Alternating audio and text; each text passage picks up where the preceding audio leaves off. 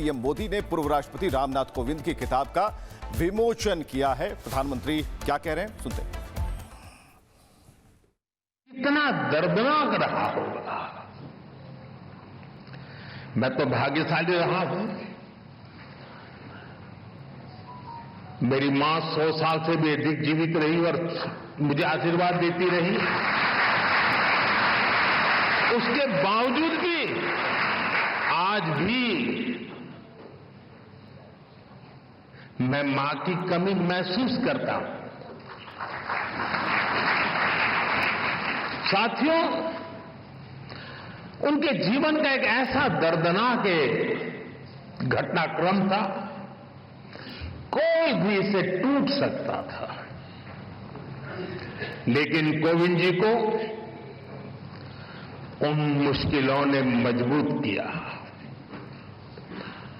पड़ोस की एक माताजी ने उनके पालन पोषण में मदद की। इससे उन्होंने समाज की एकता और सौहार्द की ताकत को समझा।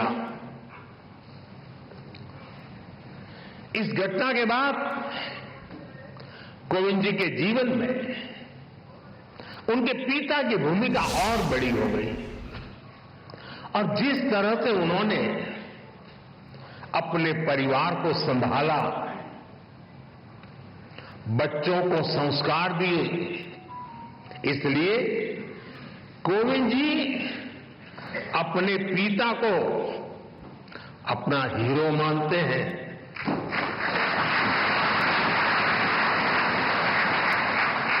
साथियों, बचपन के इन संघर्षों के बीच कोविंद जी ने शिक्षा को अपने सामर्थ्य को बढ़ाने का मार्ग बनाया। उन्होंने मेहनत की। उन्होंने संसाधनों की कमी को कमजोर नहीं बनने दिया और एक ऐसे मुकाम तक पहुंचे जिसकी कल्पना भी तब लोगों ने नहीं की होगी। वो भारत जैसे विशाल देश के राष्ट्रपति बने। साथियों, इतने बड़े पद पर पहुंचने के बाद भी कोविंद जी का विनम्र व्यक्तित्व, उनकी सादगी ऐसे ही कायम रही। मुझे याद है, प्रधानमंत्री के तौर पर मैं राष्ट्रपति भवन में उनसे मिलने जाता था। प्रोटोकॉल के हिसाब से जो बातें नहीं हो सकती हैं, वो बातें वो करते थे। वो प्रधानमंत्री को छोड़ने के लिए गाड़ी के दरवाजे तक आते थे।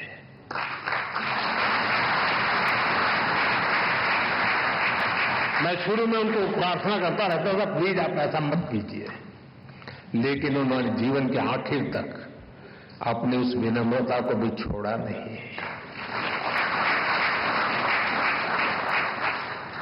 राष्ट्रपति बनने के बाद जब अपने गांव परौंठ गए तो उन्होंने वहां अपने गुरुओं के पैर छूकर उन्हें प्रणाम किया। गांव की मिट्टी को नमन करके उन्होंने गांव के सामान्य लोगों का धन्यवाद किया। पूरे देश ने वो भावुक दृश्य देखा था। उनके इस आचरण ने दुनिया के सामने भारत के संस्कारों की ऐसी तस्वीर सामने रखी जिस पर हर भारतवासी गर्व करता है। साथियों, गुलामी के सैकड़ों साल में हमारे देश ने आर्थिक और सामाजिक रूप से बहुत कुछ खोया था। हमारे पूर्वजों ने सदियों तक संघर्ष किया। महात्मा गांधी, बाबा साहब आंबेडकर, ज्योतिबा फूले, सावित्रीबाई फूले, ऐसी कितनी ही महान विभूतियों ने भारत के नवनिर्माण का सपना देखा था।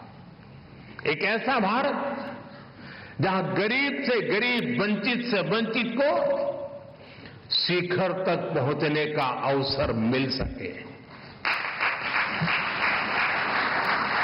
कोविंद जी जैसे व्यक्तित्वों ने अपने श्रम और काबिलियत से केवल खुद का जीवन ही बदला इतना नहीं है, उन्होंने सदियों के उन स्वप्न को, उस विजन को भी साकार करने में अपनी अहम भूमिका निभाई है।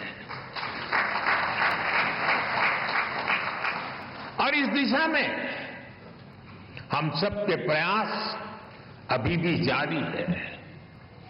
हमें भविष्य में कोविंद जी जैसे अनेकों युवा चाहिए जो परेशानियों से परास्त न हो, जो मुश्किलों से मायूस न हो, बल्कि अपनी मेहनत से हर मंजिल को आसान बनाने का हौसला रखे। इसी बदलाव से सशक्त भारत के निर्माण का संकल्प पूरा होगा। यहीं से आत्मनिर्भर और विकसित भारत का रास्ता बनेगा। साथियों, ऐसे युवा शक्ति के निर्माण के लिए जो प्रेरणा चाहिए,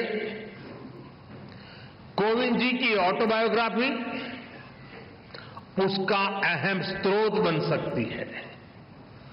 साथियों, कोविंद जी ने अपने जीवन में मोरारजी भाई देसाई के साथ अनुभवों के बारे में भी इसमें विस्तार से बताया है। कोविंद जी के भीतर देश सेवा की जो भावना थी, मोरारजी भाई के साथ काम करके उन्होंने जो सीखने को मिला, जो रास्ता मिला, कोविंद जी ने राजनीति और समाज सेवा को अपना मार्ग बनाया। वो अपने कर्तव्यों के लिए समर्पित रहे। सेवा को उन्होंने अपना लक्ष्य बनाकर काम किया। संसद में उनका कार्यकाल गवाह है। राज्यपाल के रूप में भी उन्होंने एक उदाहरण प्रस्तुत किया। राष्ट्रपति के रूप में भी हमें उनकी यही कर्तव्य निष्ठा दिखाई देती रही। यहां तक कि राष्ट्रपति जैसे सर्वोच्च पद से सेवा मुक्त होने के बाद भी उन्होंने विश्राम नहीं लिया है। वो अभी भी एक देश एक चुनाव, वन नेशन वन इलेक्शन जैसे महत्वपूर्ण विषय पर काम कर रहे हैं, देश को जगा रहे हैं।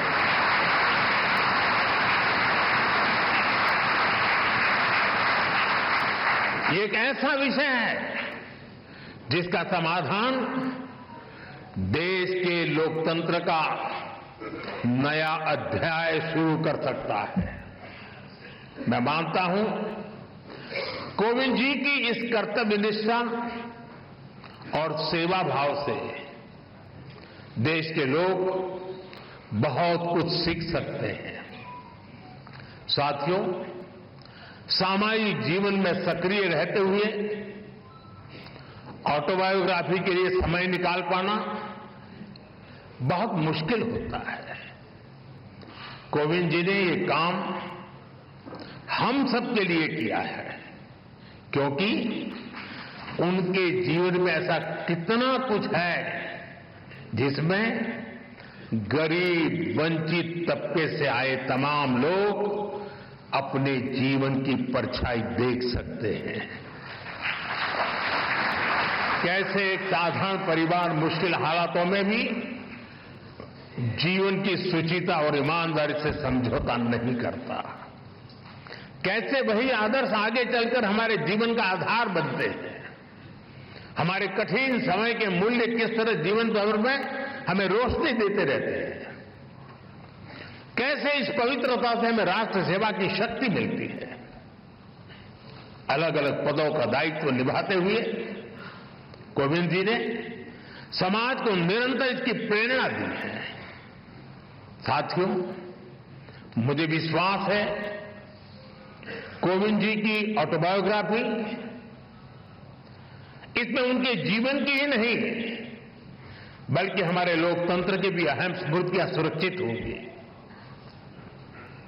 मैं एक बार फिर उन्हें उनकी आत्मकथा के लिए शुभकामनाएं देता हूं और मैं खास करके युवा पीढ़ी से आग्रह करूंगा, रील का जमाना है,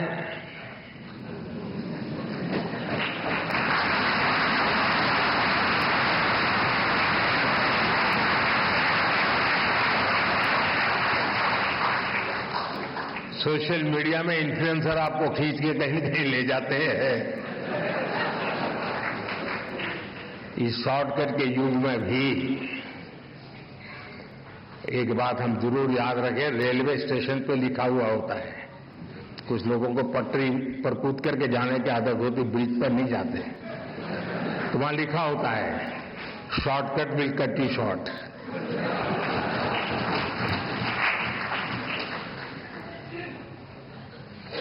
और अगर शॉर्टकट के रास्ते से भी कहीं बाहर निकलना है तो मैं नौजवानों को कहूंगा, आपको जिसका भी पसंद हो ऑटोबायोग्राफी जरूर पढ़ें।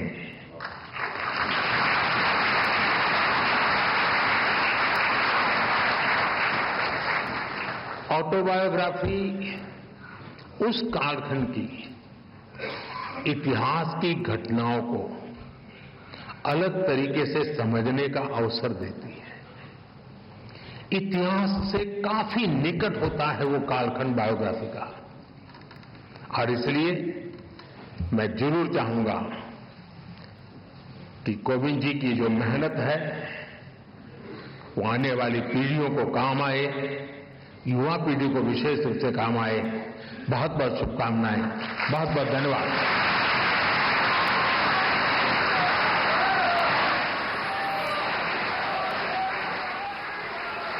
माननीय प्रधानमंत्री जी, आपके उत्प्रेरक विचारों के लिए हार्दिक आभार।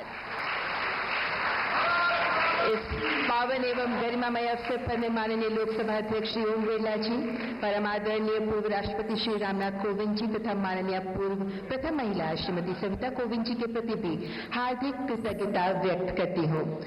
ये आत्मकथा और इस तो रामनाथ कोविंद जो कि पूर्व राष्ट्रपति, उनकी किताब का विमोचन करते हुए प्रधानमंत्री ने कई बातें कही। सबसे बड़ी बात यह है कि उन्होंने कहा कि कार्यक्रम का हिस्सा बनने का उन्हें सौभाग्य मिला और जो नई पीढ़ी है वो रामनाथ कोविंद के अनुभवों को पढ़ें और उनकी उस किताब को पढ़ें जिसमें उनके अनुभव हैं, जिसे उन्होंने साझा किया है आम जन आम मानुषों के लिए।